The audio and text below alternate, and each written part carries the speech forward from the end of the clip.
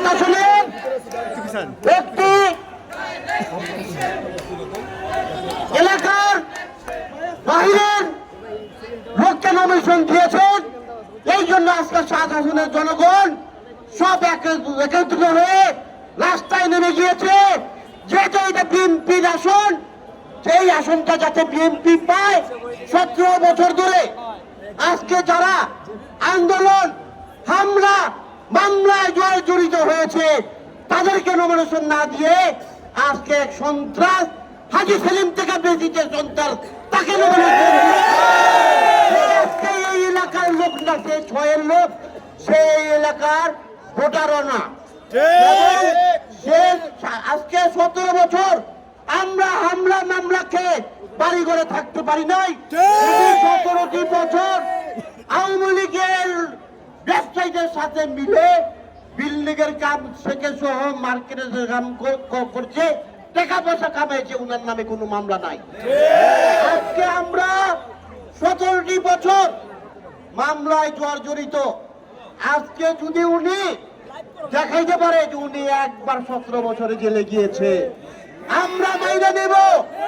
যদি আমরা দেখি যে তার নামে অনেক মামলা, সে কোনো আন্দোলনে ছিল না, আন্দোলনে সে কানাডা ছিল। আজকে আমাদের ভারপ্রাপ্ত চেয়ারম্যান জনাব তারেক রহমান আজকে সে বিদেশের বাড়িতে বসে আছে, সে অনেক কিছু জানে না যে কে আওয়ামী লীগের লোকে মিশে আছে, কে হাইব্রিড। আজকে আমাদের ভারপ্রাপ্ত চেয়ারম্যান স্যারকে উল্টা পুল্টা বুঝিয়েছে, তার আশেপাশের লোক তার থেকে টাকা খেয়ে চেয়ারম্যানের কাছে তার সুনাম করেছে, সে ঢাকায় এলো। ঢাকায় লোক না, সে যদি এই 7 আসনের ভোটার হয়ে থাকে তা আমি মাইনা নিতাম। সে এই 7 আসনের ভোটার না, আমাদের লালবাগের 7 আসনের ঢাকায় বাসি, এটা ঢাকায় বাসি চায়, ঢাকায় যে নমিনেশন দিয়া এই এলাকাকে ধানের শীষে পাস করে ইনশাআল্লাহ সংসদে পাঠানোর জন্য। আমরা এখানে যে 6 জন ক্যান্ডিডেট আছি, আপনারা জানেন যে আমরা হামলা মামলায় জড়িত।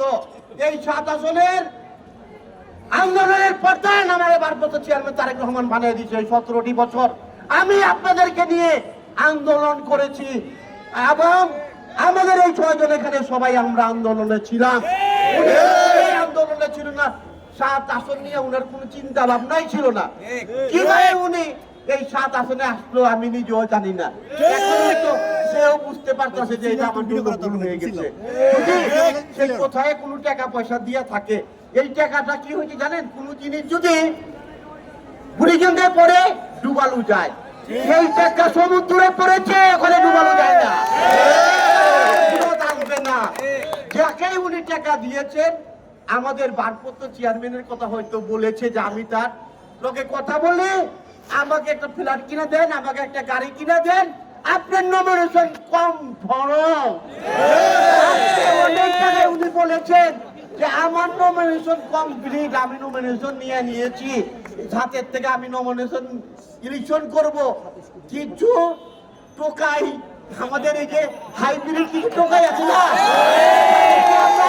পাই নাই, উনি তাদেরকে নিয়ে আমরা আমাদের কাছে আসতো 2000 টাকা দিলে খুশি হয়ে যেত। উনি নিয়ে 30,000 টাকা দিয়ে ওনাদেরকে নিয়ে বড় বড় পোস্টার লাগিয়েছেন। আমরা 17টি বছরে আমাদের এই 7 আসনের বিএনপি নেতা কর্মী আমরা চিনি, জানি কে পরীক্ষিত কে পরীক্ষিত না, কে চাপাবাজ কে সন্ত্রাসী, সে টাকা কামায়। আপনি ভুল পথে পাও দিয়ে আজকে আপনি এখানে নমিনেশন নিয়েছেন, যাই করেছেন আপনি আল্লাহর হস্তে। দেখেন হাজী সেলিমের আগে অনেকজন টাকা দিয়ে ইলেকশন করেছে, যখন ডাব্বা মারছে ওকে বাড়ি যে ওই পাটা তোরে আমি 5 লাখ দিয়েছি, সালাদ এই কাজ করেন। আমাদের ভারপ্রাপ্ত চেয়ারম্যান জনাব তারেক রহমান জানে কি আন্দোলন করেছে, কাকে দিলে এই 7 আসন ঘরে ফিরে আসবে, এই 7 আসনের জনগণ তাকে ভোট দিবে ইনশাল্লাহ।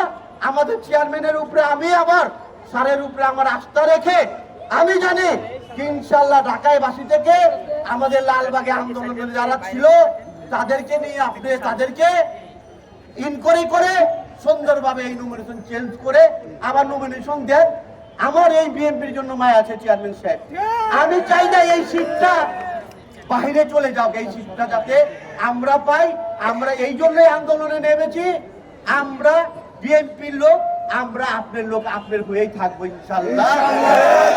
আমার আমি অনুরোধ বিনোরোধ করে ঢাকাবাসী আজকে রাস্তায় নেমে গেছে, এই ঢাকাবাসীদের আর রাস্তা থেকে ফিরত দিতে পারবেন না, চেঞ্জ না করবেন ইনশাল্লাহ। আমি আশা রাখছি যে 2-4 দিনের মধ্যে ইনশাল্লাহ আপনি আমাদেরকে আশ্বস্ত করবেন, ঢাকাবাসীদের আশ্বস্ত করবেন ইনশাল্লাহ। আমরা ঢাকাবাসীরা ফজরের সময় ফজর নামাজ পড়ে আমরা লাইন ধরে ধানের শীষে করতেই ইনশাল্লাহ, যাতে এইটাই থাকে। আপনাকে আমি ধন্যবাদ জানাই এবং আমার মা অসুস্থ, ইনশাল্লাহ আমাদের মাঝে আবার সুস্থ হয়ে ফিরত আসবে, এই বলে আমার বক্তব্য শেষ করছি। আল্লাহ হাফেজ। বাংলাদেশ জিন্দাবাদ।